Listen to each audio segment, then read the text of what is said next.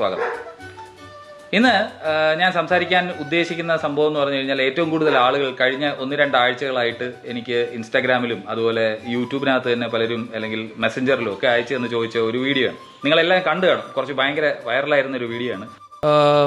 നമ്മൾ ഈ പറയുന്നത് പോലെയുള്ള കൺസംഷൻ ഒന്നുമില്ല, എൻവയോൺമെൻറ്റിന് അത്രയും ദോഷകരമായിട്ടൊന്നും ഉണ്ടെന്നുള്ളതിന് യാതൊരു തെളിവും ഇല്ല എന്നുള്ളതാണ് സത്യം. അപ്പോൾ അതിന് വേണ്ടിയിട്ട് വീഗനായിട്ട് കാര്യമില്ല. അപ്പോൾ മനസ്സിലാക്കേണ്ട ഒരു കാര്യം, ഇതുപോലെയുള്ള വലിയ ടോൾ ക്ലെയിമുകളുമായിട്ട് വരികയാണെന്നുണ്ടെങ്കിൽ ആളുകളെ സീരിയസ് ആയിട്ട് എടുക്കാതിരിക്കുക എന്നുള്ളത്. ഇനി ഞാനൊരു സിമ്പിൾ ഒരു എക്സാമ്പിൾ കാണിച്ചു തരാം. നമുക്ക് നിങ്ങൾക്ക് ഇതുപോലെയുള്ള സംശയങ്ങൾ വരുമ്പോൾ നിങ്ങൾ ഏറ്റവും മിനിമം ചെയ്യേണ്ടത്, ഇന്ന് ഉള്ള സാങ്കേതിക വിദ്യ അല്ലെങ്കിൽ AI ഒക്കെ ഉള്ളതുകൊണ്ട് നിങ്ങൾക്ക് ഇപ്പോൾ കാണിക്കാൻ പോകുന്ന ചിന്ന പരീക്ഷണം നിങ്ങൾക്ക് ചെയ്തു വെക്കാവുന്നേ ഉള്ളൂ. അതായത് ChatGPTയോടോ അല്ലെങ്കിൽ മറ്റേതെങ്കിലും AI സാധനങ്ങളോട് ചോദിച്ചാൽ തന്നെ ഒരൊറ്റ നോട്ടത്തിൽ ഇത് ശാസ്ത്രീയമാണോ അല്ലെങ്കിൽ തെളിവുണ്ടോ, ഇത് വല്ലതും ചെയ്തിട്ട് കാര്യമുണ്ടോ എന്നുള്ളത് നടക്കുന്നുള്ളതാണ്. ഇപ്പോൾ ഒരു ഉദാഹരണം, ഒരു ചെറിയൊരു കുഞ്ഞ് ഡെമോൺസ്ട്രേഷൻ, ചെറിയൊരു ഒരു എന്താ പറയാ സാമ്പിൾ പഠിക്കട്ടെ എന്നുള്ള നിലയ്ക്ക്.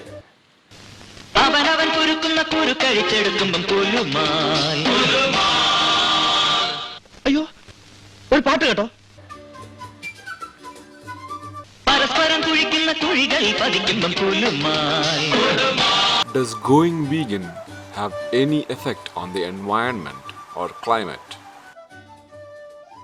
Yes, going vegan can have a positive impact on the environment and climate.